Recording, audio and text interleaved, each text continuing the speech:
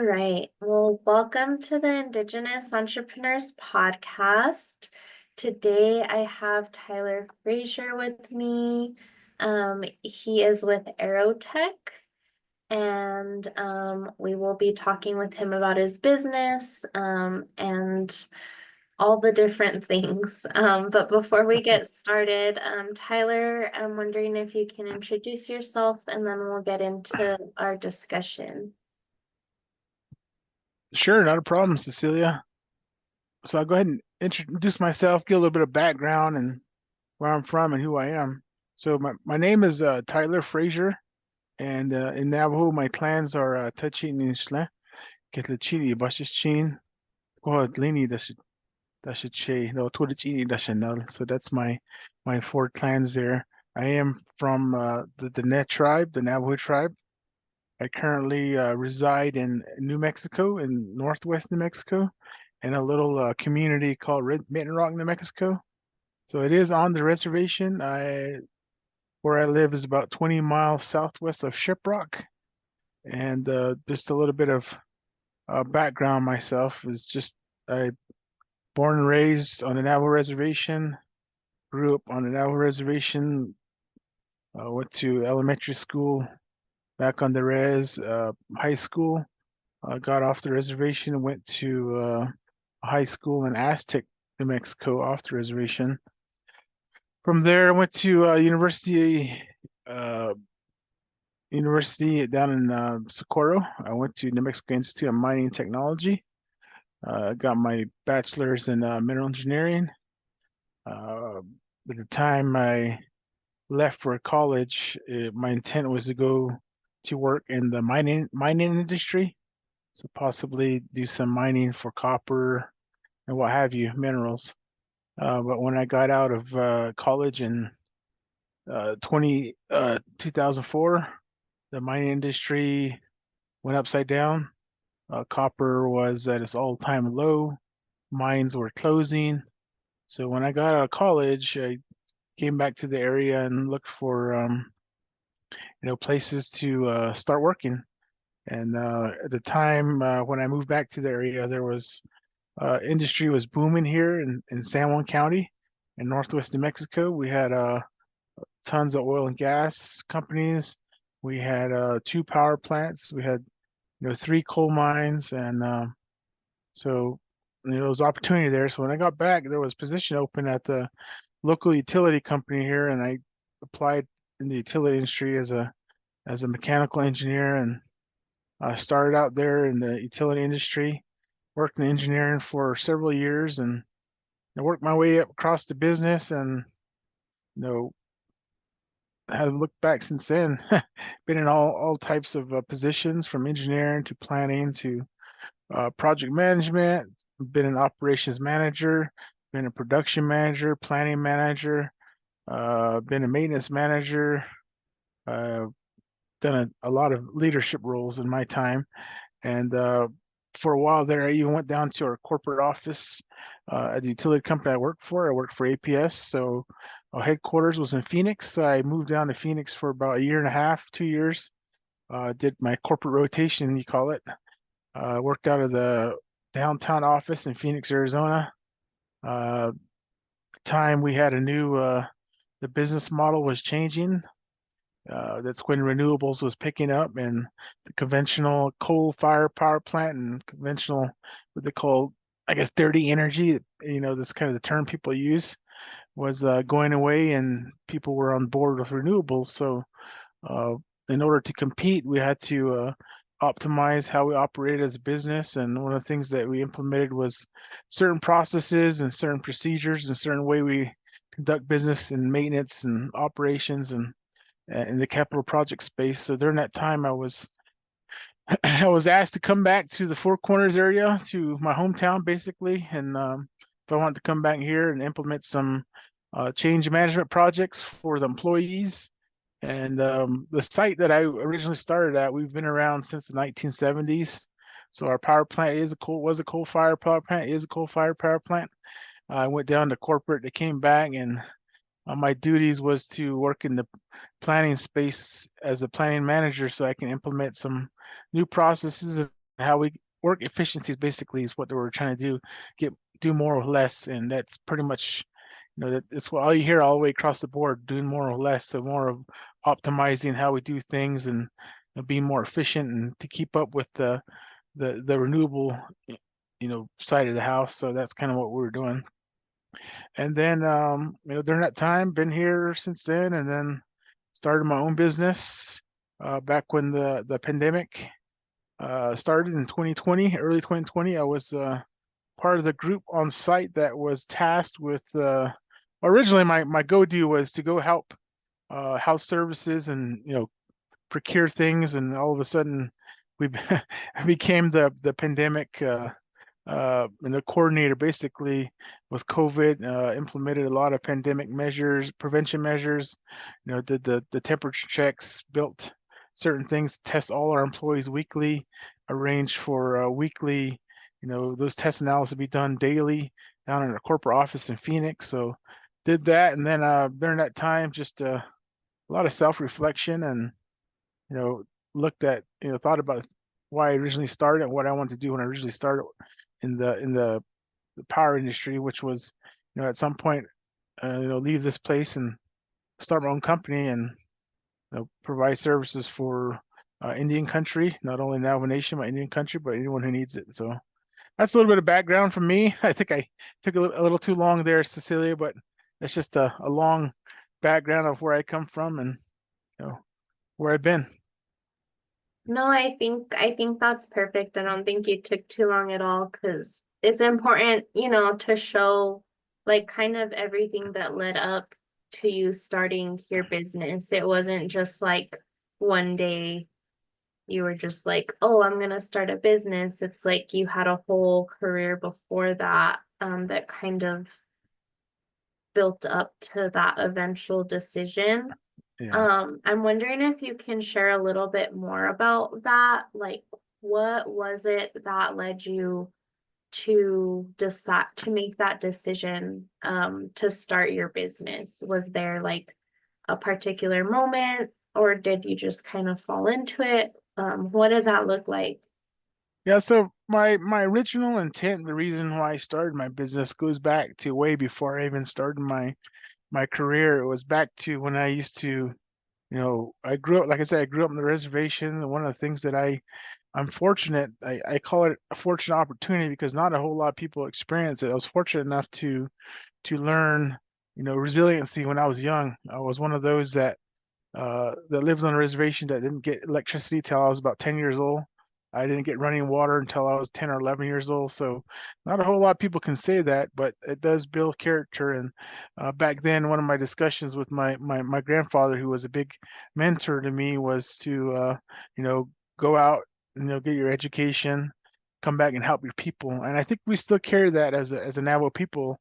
We always tell people our Navajo youth to go out and learn as much as they can, then come back and help their people. And that's been my discussion with my grandfather since I've been, growing up. And one of the things that we talked about was, seeing all the things that we don't have on the reservation for, the folks that are living on the reservation, such as running water.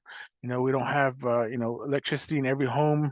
We still don't have it to this day. So it goes back to then, and before I started this company, one of the things that I wanted to do was, and the reason why I started later was because I wanted to get the experience to, you know, operate and run a business or run an organization. So some of my background in the utility industry is I've run, departments from 16 people up to 3,800 people. So I've run quite a few large organizations. So during that time, I always sat in the back of my mind that I would come back and, offer what all the things that I know and the things that I learned and to bring back to my people to see how I can help them. So that was part of the reason I started the company was basically, like I said, we started in 2020 and there was multiple reasons that I started. The first one was just wanting to give back and help because there's a lot of what I continue to see and to this day is you see a lot of uh, opportunity there on the reservation where I grew up.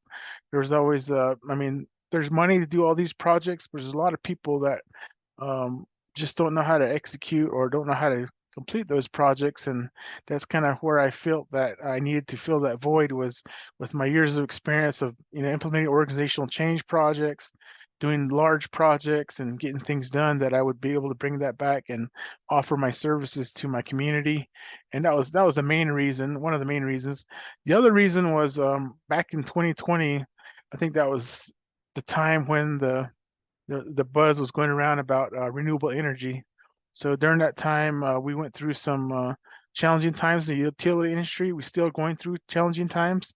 Right now, I think, like I mentioned before in my introduction, oil and gas was booming up here in San Juan County. We had 2 power plants. We had 3 coal mines. So now we're down to, the oil and gas has left the area. We only have 1 power plant here, and at Four Corners, in San Juan County still. We only have 1 coal mine. So everybody's shifting and changing into renewables. So that was the other thing, was looming at the end of the light, at the end of the tunnel for me and several of my colleagues, was that in 2031, or in the near future, where we work is going to shut down. So in 2020, I was like, okay, I better do something and start positioning myself, and with the knowledge that I have, to start a business and go out and provide services for my community, but also stay in the area and work in the area. Because one of the things that is pretty much, I guess you could say, the writing on the wall, is that when the place we worked at shut down, we'd end up going to Phoenix and working at a corporate office or other sites down in the Phoenix area. So it's one of the reasons we didn't want to be amongst the group that gets relocated and moved away, because I've been there, done that, and I lived in Phoenix, and I don't think I want to go back there. But that's the other reason. So those are the 2 main reasons I've really started this business, and several of my colleagues are the same way. We're all engineers.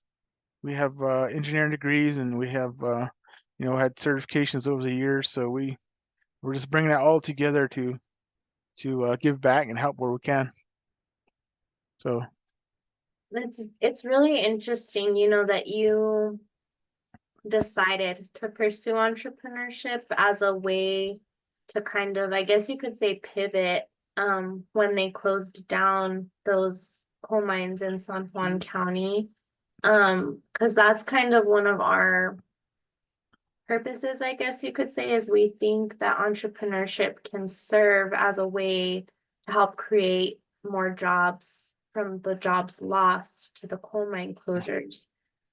So I'm wondering if you could speak a little bit about your company, what you do, and how you have been able to maybe kind of create some of those jobs and replace those jobs that were lost.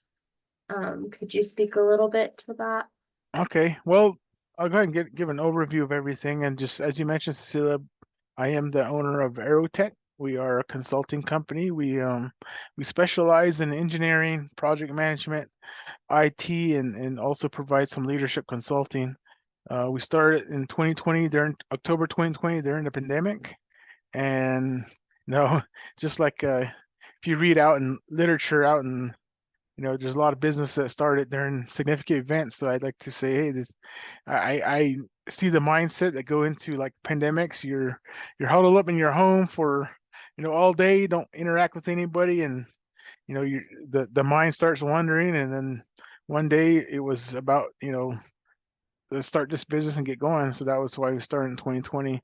We are an LLC. We currently, our business model, one of the things that I say that probably good things that came from the pandemic was ability to work virtually. So my business is pretty much all virtual. So I do have several employees that work out of out of their homes, work virtually from where they're at. And so we don't have a central office location. That's one of the things that seems to be a good a saver for us, is we can jump on a meeting through our phones, or we can take our laptop wherever we're going, just fire our laptop, do what we need to do, and get things done. And then also, as far as my business goes, we did start. We're registered through the state of Mexico. We started off reservation, And at the time was mostly because that during the pandemic, the Navajo Nation had a lot of offices shut down, and I couldn't wait for them to open back up because it'd probably be another year or so. So I did my business registration through the state of New Mexico, and then I came around and registered my business as a priority one business with the Navajo Nation later on. And since then, though, we moved our somewhat primary office location to Shiprock, New Mexico. So we're currently operating out of address in Shiprock, New Mexico, and the main reason we did that, we just want to leverage our status there as being minority owners and allowing us to apply to become a hub zone business, and allow us to open the door for federal contracts and get some advantages in the federal space. So that's kind of how we did that. And as far as opportunity for us, for us, the light in the tunnels, we hope to grow large enough to where we can, employ more of the younger generation that's getting out of college, and a lot of them, as I mentioned before, one of the common themes in Navajo culture is, we tell our kids to leave the reservation, come back, and help the Navajo people. Well, how can we do that if there's nowhere for them to work? So that's one of our I guess one of our values, or one of the things that we're looking at in our missions, is to grow large enough to where we can start hiring our own young Navajo professionals back to move back to the reservation. So that's kind of why we're in business, to try to get more people and to fill that void. Because right now, like I said, we used to have a lot of industry here. Now we don't. So um, I feel that one of the things that is a task for us is to start building on, creating a company that will employ our own Navajo professionals and bring them home, and of course offer them a good salary, and they can live from and work from where they grew up. So that's kind of reason why we started here. That's awesome. That's a very common theme with a lot of um native owned businesses that we work with and speak with, is wanting to create those jobs and those opportunities for like younger people to be able to come home and work and have a good job, but still be able to participate in like their traditional culture, ceremonies, all of that. Yeah, one other piece that allows us to, some of the projects that we have, we're asked, you're asked, do have anyone in mind that could do this piece or do certain things of the project? A lot of times what we try to do is we try to encourage, Navajo-owned businesses or Native American-owned businesses to employ Native American business to carry out some of the projects. So that's kind of why we try to give back too. We try to have a list of networks that we have close contacts with, and whenever there's opportunity or discussions of something that we can't do, we usually have a list of a Native company that can do it, and we usually offer up, recommendations to utilize them, and just based on our relationship and helping them grow their business as well. So, at the end of the day, I don't think we really see business as how the outside world sees it. We're not here to compete with anyone, in my opinion. We do see ourselves as partners with a lot of these businesses. At the end of the day, we all want to see everyone succeed, and I think there's plenty to go around for businesses like ours, and I think we can make a lot of change. At the end of the day, that's kind of where we're coming from. Yeah. Can you expand on that a little bit more, as far as how you might see entrepreneurship having an effect on your community? Um, has it impacted, like, how has it impacted your life, and how do you see like kind of starting up more of these individually owned businesses having an impact on your overall community? I think a good example for me, I guess one of the things that one of the things in my background that I didn't mention, but one of the things that I did when I used to work at a utility company was I also did a lot of community involvement things. So I was involved in United Way, gave to United Way, and gave to the organizations that are in need of services and in need of support to support others that are less fortunate than us. So one of the things that we do, that I've done at ArrowTek since we've started, I mean, we're still growing, we're still small, but we do reach out and help small organizations. We have women in what is it, children and women's shelters. We donate to those organizations, but we also give back in forms of, donating to kids STEM events and things like that. So we kind of leverage our business to, give back and help fill the void that's been there with all these larger companies that have left the area. We try to give back where we can in forms of, monetary donations, or if they need some, some support from, something that I can help them with my experience, and I give that services for free, I guess, for just to help them out. So I could say probably the impact would be more of you know having a partner there in the community that they can call on to, if they need some support, whether it's just a Girl Scout troop that's going on a trip and needs some assistance to, educate these girls on, different aspects of leadership, then, I'd support growing the youth, or whether it's a school asking for some support to put on a STEM event and provide some STEM activities and things like that for the kids. Then, that's kind of where we help, and we want to, at the lower level, help folks there and provide them opportunities that we've had, and the opportunities they probably won't get in the future, because the times are changing, and like I said, there's not a whole lot of industry left around here. So that's kind of how we've helped. I mean, a lot of our outreach so far has been in the youth and agriculture. So we try to, donate and help kids that are doing agricultural projects and things like that. So that's kind of where we've fit in here, and not only on the Navajo Nation, but also within San Juan County, and then also we try to support kids at the state level as well. That's awesome. It just kind of helps build that like local resource, that localized like wealth building too. Yeah. Instead of having to like go to donors or foundations outside of the state. Um, that's Yep. that's awesome. And also one of my roles is I'm also part of the Chamber of Commerce, the Net Chamber of Commerce, so in the Navajo Nation. So we do leverage quite a few network as well. And also, I didn't mention that one of the other businesses I started uh, back in by 2021 was a tourism business out in Western Navajo, on near Page, Arizona. So I started a tourism business there. Since then, I've kind of backed away and let that family run it. But as a family approached me and wanted me to get their business started and get them up and running, and it's been a year now. They've been in business and they're still operating. But that was one of the things that, one of my give back as well was, a family came to me and said, "Hey, we need some help, and how do we do this? How do we get started?" And offered that service and got it up and running for them, and didn't ask for much. So now they're off and running on their own, and running their business. So, and that kind of what I refer to as far as me giving back what I know. And trust me, I didn't know all this information as well, because there was a steep learning curve, just like anything else. I didn't know what entrepreneurship was. I did a lot of reading. I did a lot of studying and see what people do.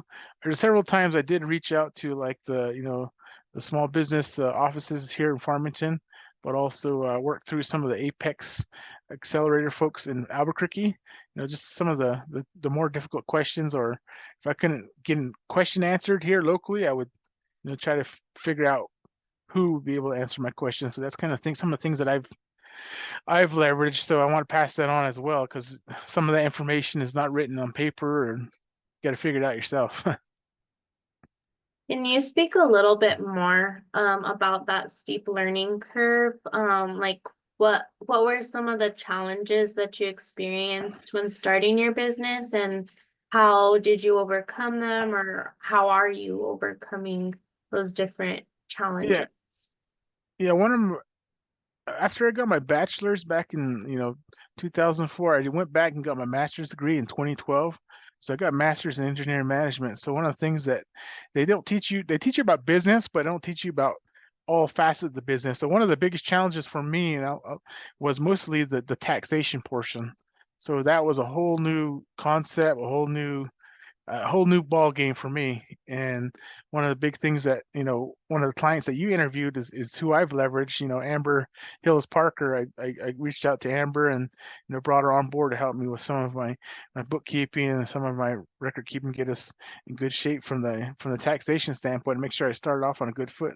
So that'd be my learning curve is about the taxation and entrepreneurship. There's really not a whole lot of courses that tell you the do's and don'ts of you know separating your your funding, separate bank accounts, how to keep track of the receipts, keep track of things.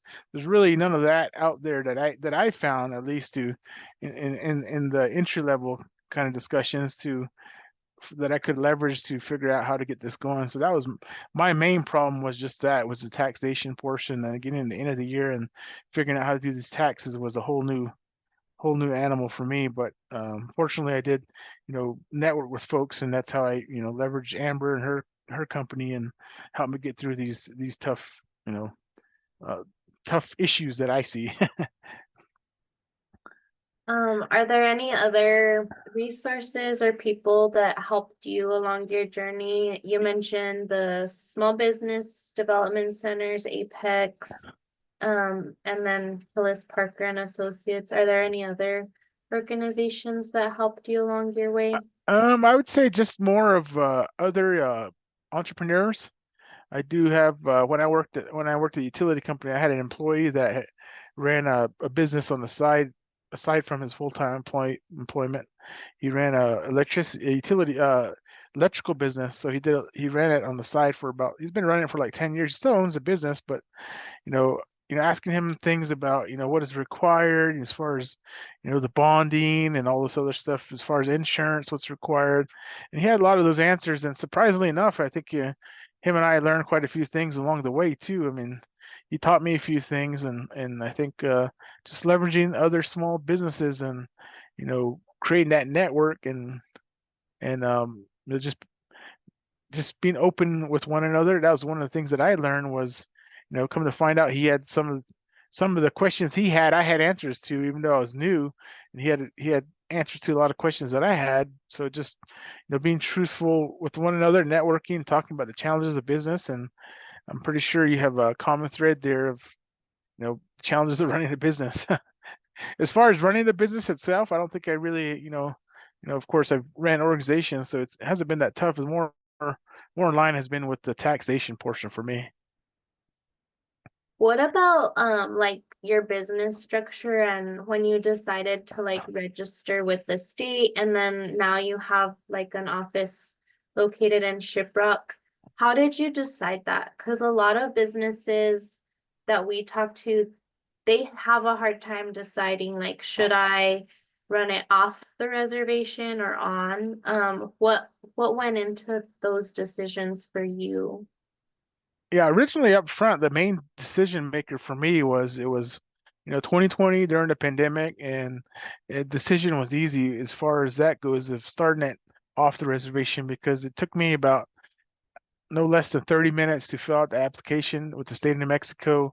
It took about 24 hours to create the business, and it was a lot quicker that way than to go through the Navajo reservation, going through the Navajo tribe, because at the time the tribe had every building shut down. I think even after that they were still shut down for another year. So the decision at that point was easy, because I wanted to get it going, and I needed to get things rolling. So decision was easy to go to the state of Mexico, and because everything is online there. That was the main driver, was everything is online, and it's pretty much self-explanatory. You can walk through that.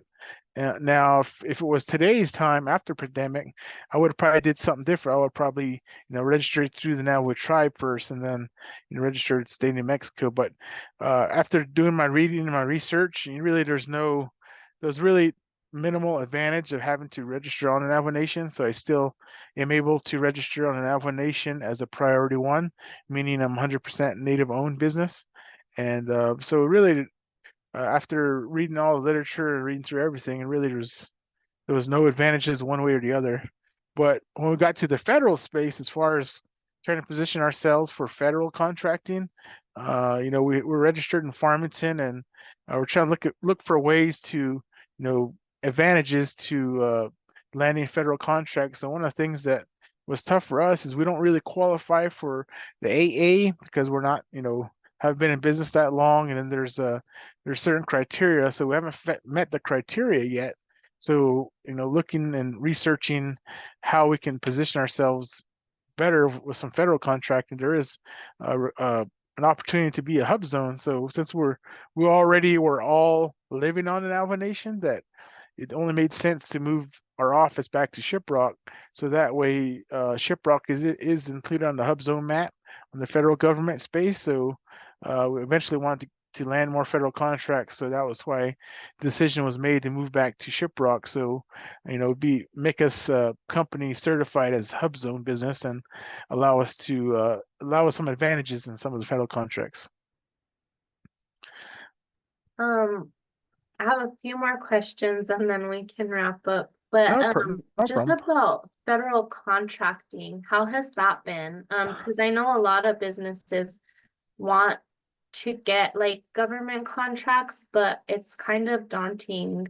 Can you talk a little bit about your experience in that Yeah, realm? I would say my experience. I don't have vast experience, but I tell you what I've experienced so far. I think it's been a challenge. There's a lot of guidelines and a lot of reading as far as what's required when you submit, your proposals.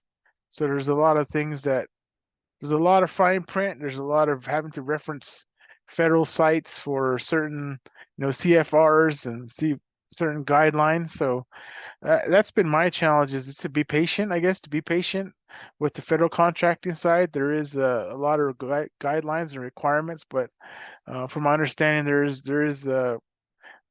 once you get established and you get your contract, that you be able to people be more familiar with your work, and you'll be I guess have a little more opportunity since they know who you are now. So that's kind of where we're at in our space, is just be patient and read the guidelines, and sometimes you may miss something, but just don't dwell on it and try to go after the next contract and see what you can do. So going forward, what are some goals you have for ArrowTek in the next couple of years? Where would you like to see the business go? So eventually, for me, where I would like to see the business go in the next couple of years, and we're making our way towards that, but basically, employ a little larger workforce, more engineers, more project managers, more folks in IT, but expand outside of, because right now we're trying to leverage our you know helping out Indian country with some of the things that they're doing, but also expand in the next coming years to off the reservation to where we could take on jobs in other locations aside from just on the reservation, and aside from within the 4 states. So we can do business in Utah, Colorado, New Mexico, and Arizona. We're also registered with them, but also uh, growing to where we'll do federal contracts and also contracts in other states. So we've been trying to strategize as far as getting into some of the other tribes, not only Navajo tribe but other tribes, because I do have connections to some of the folks in the BIA, and having conversations with them. So having conversations with them, it's the same thing as we see on our reservation. Is tribes want to progress forward, but they have all this money and they have all the ideas, but there's nobody that can take it from the idea back to the ground level and actually make it happen. And that's kind of what we feel is what we can bring, is from our years of experience, is help them get their projects done. And that's kind of where I see we're going, is we're gonna build our clientele to where we'll take a federal piece of it, but also have a diverse portfolio of where we'll do some Indian country projects and other projects off the reservation as well, maybe with the state or different other entities as well. That's that's awesome. I see a lot of opportunity, especially with your model because it's virtual, so you can employ people from other tribes who Yep. aren't in your like local vicinity. And also, something that like I've learned through my work is a lot of times tribes struggle with that capacity to get projects done. So there's an opportunity there of like a value that you guys bring. is that capacity and expertise.